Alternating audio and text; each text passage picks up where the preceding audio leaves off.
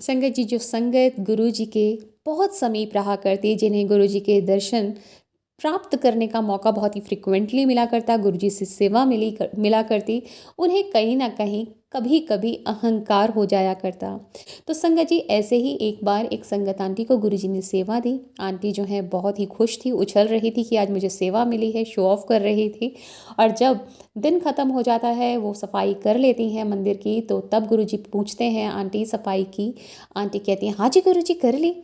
गुरुजी बहुत ही विनम्रता से आंटी से कहते हैं, आंटी अपने आप को अंदर से भी साफ कर ले। ऐसे ही एक अंकल जो गुरुजी के बेहद करीब रहा करते, खाने पीने की चीज़ें अंकल ही गुरुजी को परोस कर दिया करते, बहुत देखभाल के। पर एक दिन अंकल गुरुजी के सामने लस्सी परोस कर लाते हैं और उस लस्सी के गिलास में अचार निकलता है। अंकल खुद भी नहीं समझ पाए वो अचार कहाँ से उस गिलास में आया, जबकि वो तो बहुत देख कर वो लस्सी ले गए थे गुरुजी के सामने। और गुरुजी ने कहा, गुरुओं को देने से पहले कुछ भी बहुत देखभाल करनी चाहिए। तो शायद गुरुजी का यही एक चमत्कारिक मायावी तरीका था अंकल को सीख देने का कि अहंकार सही नहीं है। तो संगत जी, नरेंद्र अंकल अपने सत्संग में कहते हैं कि गुरु जी के अत्यंत समीप होने के कारण कई भक्तों के हृदय में अहंकार पनपने लगता था। उन्हें प्रतीत होता था कि वे गुरु जी और उनके दिखाए मार्ग को बहुत अच्छी तरह से जानते हैं। इस झूठे अहंकार को गुरु जी पल भर में ही नष्ट कर सकते हैं।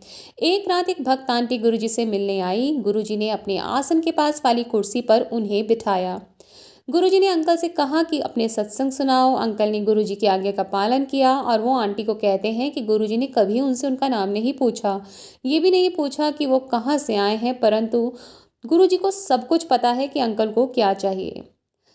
तो शायद अंकल कहते हैं कि मुझे अभिमान हो रहा था। आंटी ने बताया कि वे तो लगभग 2 साल के बाद गुरुजी के दर्शन के लिए आए हैं। गुरुजी को सब याद था और उन्होंने उसे आशीर्वाद भी दिया था। उस समय गुरुजी ने अंकल को उपदेश देते हुए कहा कि आशीर्वाद देने का संबंध इस बात से नहीं है कि कौन कितनी देर के पश्चात आया है, अपितु आशीर्वाद का संबंध व्यक्ति के कर्मों और उसकी त्याग और तपस्या पर निर्भर करता है। मेरे पास बैठी आंटी पर उनकी बहुत कृपा है। उसके पति अपने काम के प्रति बहुत ईमानदार आईएएस अधिकारी हैं। गुरुजी ने बताया कि वो उन अंकल के साथ साइकिल की सवारी करते हैं। वे बहुत विनम्र और ईमानदार व्यक्ति हैं।